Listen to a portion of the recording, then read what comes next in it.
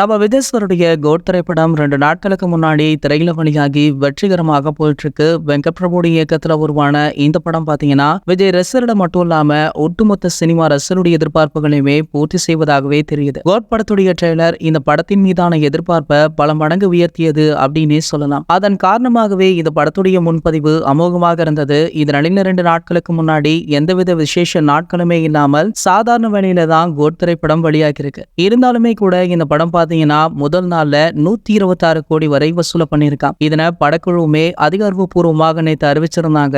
இதனைத் தொடர்ந்து நம்ம ரஜினி சாருடைய மிகப்பெரிய வெற்றி படமாக கருதக்கூடிய பேட்டை திரைப்படத்துடைய ஒட்டுமொத்த வசூலையுமே கோட் திரைப்படம் பாத்தீங்கன்னா ஒரே நாள்ல முறியடித்ததாக தகவலுமே வெளியாகி இருக்கு. கார்த்திக் சுப்ராஜ் இயக்கத்துல 2019ஆம் ஆண்டு பொங்கல் பண்டிகையை முன்னிட்டு வெளியான திரைப்படம் தான் பேட்டை. மிகப்பெரிய வெற்றியை பெற்ற பேட்டை திரைப்படம் பாத்தீங்கன்னா ஒட்டுமொத்தமாகவே 126 கோடி தான் வசூல கொடுத்திருக்கு. ஆனா அந்த வசூல விஜய் கோட் திரைப்படம் ஒரே நாள்ல முறியடித்துள்ளதாக பேசப்படுது. இந்த தகவலை தளபதி ரசிகர்கள் சமூக வலைதளங்கள்ல அதிக அளவுல ஷேர் பண்ணி வேற லெவல்ல செலிப்ரேட் பண்ணிட்டும் இருக்காங்க. சோ இதனடுத்து பாத்தீங்கன்னா படத்துடைய 2வது நாள் வசூல் அதை விட அதிகமாக இருக்காம். கிட்டத்தட்ட முதல் நாளை விட 2ஆம் நாள் வசூல் அதிகமாக இருக்கும் அப்படின்னுமே கருதப்படுது. மேலும் பாத்தீங்கன்னா இனிவரும் நாட்களுமே விடுமுறை நாட்கள் அப்படின்றதுனால கண்டிப்பாக இந்த ஞாயிறு முடியறதுக்குள்ள படத்துடைய வசூல் 400 தாண்டிவிடும் அப்படின்றத உறுதியாகவே சொல்லலாம். இது போன்ற தளபதியை பற்றி வெளியாகும் அனைத்து செய்திகளுமே நீங்கள் உடனே தெரிஞ்சுக்க நம்மளுடைய தளபதி 360 அப்படின்ற நம்ம சேனலை சப்ஸ்கிரைப் பண்ணிக்கோங்க. அப்படியே பக்கத்துல உள்ள பெல் ஐகானை கிளிக் பண்ணிட்டீங்கன்னா நீங்க நம்ம வீடியோவை மிஸ் பண்ணாம பார்க்கலாம்.